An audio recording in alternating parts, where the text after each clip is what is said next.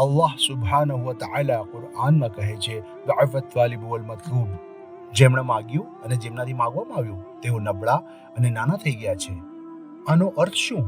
ભલે જે રીતે તમે દેખાવો છો લોકો એને પસંદ કરે, ભલે લોકો વિચારે કે તમારો ફેસબુક પ્રોફાઇલ પિક્ચર બહુ જ ઓસમ છે, તમે બહુ જ સુંદર લાગો છો, તમારા કપડાં બહુ જ સરસ છે, તમે આજે બહુ જ સુંદર લાગો છો. જો કે લોકો આ બધું કહે છે, પણ આનાથી તમને શું મળ્યું? તમારા જીવનમાં આનાથી શું ફાયદો થયો? અને સુબહાનલ્લાહ, તમે તમારી જાતને નબળી પાડશો, કારણ કે ક્યારેય તમે સંપૂર્ણ સારા નથી, કારણ કે તેઓ હંમેશા તમારામાં કંઈક ને કંઈક ખામી જોશે. દરેકને તમે ખુશ રાખી શકતા નથી. લોકો કંઈક ને કંઈક ખામી તમારામાં કાઢશે, અને સાથે સાથે તમે કોને ખુશ અથવા રાજી કરવા માંગો છો? અમ્મન યુજીબુલ મુદ્તર ઇઝા દઆ વ યક્શિફુ સુ. કોઈ પણ જરૂરિયાત માટે જ્યારે તમે પુકારો છો ત્યારે તમને જવાબ કોણ આપે છે? જ્યારે તમને તેમની જરૂર હોય છે ત્યારે તમારી મદદે કોણ આવે છે? ઇલાહુમ મઅલ્લાહ, અલ્લાહ સિવાય બીજો કોઈ ઈશ્વર છે? અર્થાત અલ્લાહ સિવાય કોઈ બીજા પાસે માંગી શકે? વાસ્તવિકતા તો એ છે કે 21મી સદીમાં વાસ્તવમાં લોકો સુખી થવા કરતાં સુખી રહેવાના ભ્રમની ચિંતા વધારે કરતા હોય છે.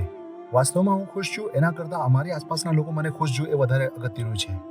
હું સુંદર હોઉં કે ન હોઉં, પણ મારી આસપાસના લોકોને હું સુંદર લાગું એ વધારે મહત્વનું છે.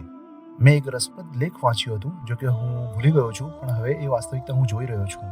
ધારો કે તમે જીવનસાથી પસંદ કરી રહ્યા છો, તમે કયા પાસાને જોશો? શું જોશો તમે એમાં?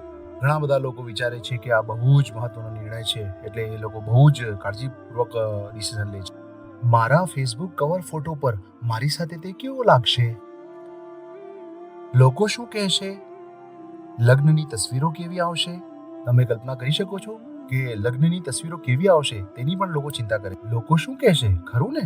જ્યારે આપણે ઓનલાઈન હોઈશું ત્યારે પહેલું શર્ટ અને આ બીજું શર્ટ પહેરીશું, હું તેનો છું, હું તેની છું, આવી બકવાસ વાતો લગ્નના પહેલા મહિનામાં જોવા મળે છે, અને ત્યારબાદ એકાએક તમામ તસવીરો ગાયબ થઈ જાય છે. અરે ભાઈ, શું થયો? તમે તમારું જીવન ઓનલાઈન મૂકી દીધું છે. સુબહાનલ્લાહ. અને દિવસના અંતે નિર્ણય લીધા બાદ તેઓ કહે છે, લોકો શું કહેશે? મને કેટલી લાઇક્સ મળશે? અરે, લોકો મારા વિશે શું વિચારશે? આપણને હસવું આવે છે, પણ આ સત્ય છે, અને આપણામાંથી ઘણાને આ લાગુ પડતું હશે.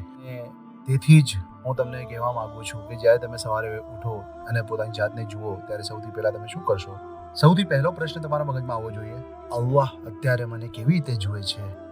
અલ્લાહના તરફથી હું કેવો દેખાઉં છું? જ્યારે સવારે હું ઉઠું છું ત્યારે પહેલી વસ્તુ જે મારા દિમાગમાં આવે છે તે એવું હોય છે કે લોકો શું કહેશે? આજે હું કઈ ફેશનમાં છું? અને જેવું હું દેખાવા માંગુ છું, લોકો તેને પસંદ કરશે? શું હું સુંદર છું એવું લોકો વિચારશે? પહેલો પ્રશ્ન હોવો જોઈએ, શું અત્યારે અલ્લાહ મારાથી ખુશ છે? જો અત્યારે અલ્લાહ મને જોઈ રહ્યા હશે તો શું અત્યારે અલ્લાહ મારાથી ખુશ છે? જે રીતે હું દેખાઉં છું અલ્લાહને તે પસંદ છે? જ્યારે તમે કપડાં પહેરો ત્યારે પહેલી વસ્તુ તમારા મગજમાં આવી જોઈએ, અલ્હમ્દુલિલ્લાહિલ્લઝી કસાની હાઝત તૌબા મિન ગૈરી હૌલિન મિન્ની વલા કુવ્વા. સૌ પ્રથમ અલ્લાહ તાલાનો આભાર વ્યક્ત કરો, એ કહેવા કરતાં કે આમાં ખોટું શું છે, હું જેની અપેક્ષા રાખતો હતો તે આ નથી, વગેરે વગેરે. સૌ પ્રથમ વસ્તુ જે તમારા દિમાગમાં આવવી જોઈએ તે હોવી જોઈએ અલ્હમ્દુલિલ્લાહિલ્લઝી કસાની હાઝત તૌબ. બધા વખાણ અલ્લાહ માટે છે કે જેમણે મને આ વસ્ત્રો આપ્યા, મિન ગૈરી હૌલિન મિન્ની વલા કુવ્વા, મારી પોતાની કોઈ શક્તિ વિના. રસૂલુલ્લાહ સલ્લલ્લાહુ અલૈહિ વસલ્લમે ફરમાવ્યું કે જે કોઈ પણ કપડાં પહેરતી વખતે આ કહેશે, ગુફિરા લહુ મા તકદ્દમ મિન ઝંબી, તો ભૂતકાળના તેના તમામ ગુનાહ માફ કરી દેવામાં આવશે. અલ્લાહની સંપૂર્ણતાની આ ખરાઈ છે. અલ્લાહે આપેલી વસ્તુઓ, નેમતોની ફરિયાદ કરવા કરતાં આપણે તેના આભારી બનીએ અને આપણે તેનો ઉપકાર માનીએ.